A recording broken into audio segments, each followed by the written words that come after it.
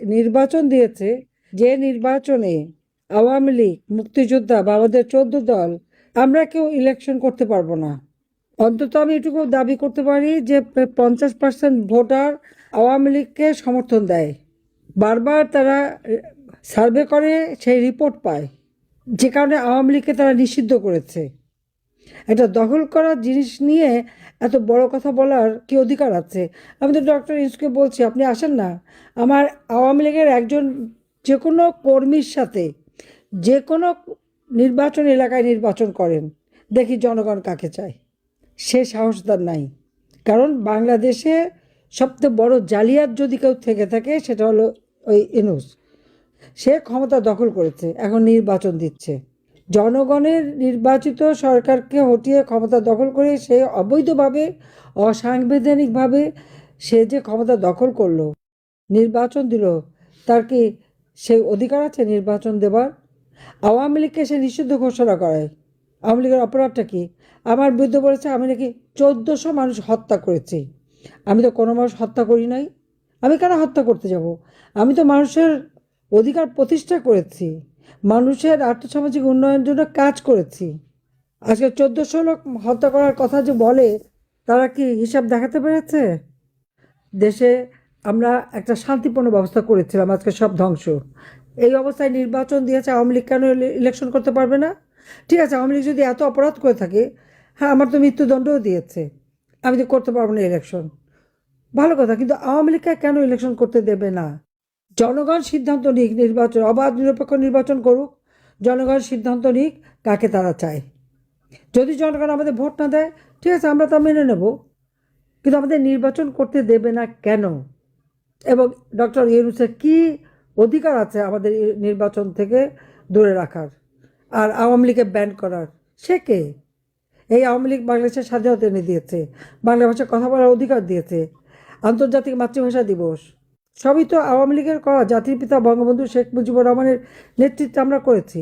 তাহলে কাজে আমি আপনাদেরকে ধন্যবাদ জানাই যে আমরা ইলেকশন চাই, কিন্তু সকল দল সমানভাবে অংশগ্রহণ করবে। জনগণকে অধিকার দিতে হবে যে তারা ভোটের মাধ্যমে তাদের রায় জানাবে। আজকে যদি 50% মানুষ যদি ভোট দিতেই না পারে, আর যদি ইলেকশনে অংশগ্রহণ করতে না পারে, তো সেটা কোন ধরনের ইলেকশন হবে? আবার কেউ যদি বলে যে আমি ভোট দেব না, তার উপর মব সন্ত্রাসী, তারাকে মারবে, ধরবে, তার বাড়িঘর পুড়িয়ে দেবে, তাদেরকে হয়রানি করা হচ্ছে, জবরদস্তি করে নির্বাচনে নেবে। আর হ্যাঁ ভোট কেন? গণভোটের তার কি অধিকার আছে? তো গণভোট, হ্যাঁ ভোট দিতে হবে, হ্যাঁ মানে ব্যালট পেপার তৈরি হচ্ছে, হ্যাঁ ভোটের সিল দিয়ে সবার হাতে পৌঁছে দিচ্ছে। এটা কি নির্বাচন? সরকারি সকল কর্মচারী, সরকারি কর্মচারী, সংবিধিবদ্ধ, স্বায়ত্তশাসিত এবং সশস্ত্র বাহিনী, police, BDR, RAB, BGB, answer থেকে শুরু করে সবাইকে কাজে লাগাচ্ছে হ্যাঁ ভোট চাওয়ার জন্য। বাহ, চমৎকার! তো এটা কী করে অবাধ নিরপেক্ষ হয়? তো মানুষ ভোট দেবে কিসের জন্য? না ভোটের খবরই নাই, সবই হ্যাঁ করতে হবে, এবং তার বলছে সবাইকে হ্যাঁ ভোট দেন, হ্যাঁ ভোট দেন। এটা কি সরকারি কর্মচারীদের দায়িত্ব নাকি? কাজে আজকে আমি মনে করি এইভাবে এই নির্বাচন হতে পারে না। ইউনূসকে পদত্যাগ করতে হবে, দরকার হলে নতুন করে ক্যাচকার গভর্নমেন্ট করতে হবে, এবং তারা এই সমস্ত এগুলি সব দূর করবে।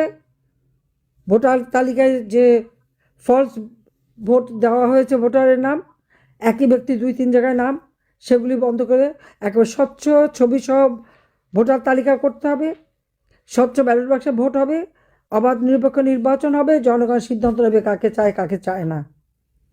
কাজে আমি আপনাদের ধন্যবাদ জানাই, আপনারা কষ্ট করে এই শীতের মধ্যে আজকে এসেছেন এবং আপনারা সেই দাবিটাই আজকে করছেন, সেজন্য সবাইকে আমার ধন্যবাদ। জনতা জয় হবে হবে, এটা আমার বিশ্বাস। এই অবৈধ শাসক দেশকে ধ্বংসের দিকে নিয়ে গেছে, আমাদের একটা সুন্দর গোছানো দেশটাকে একেবারে শেষ করে দিয়েছে। আর একের পর এক আওয়ামী লীগের 10,000 নেতা কর্মীর কোনো খবর নেই।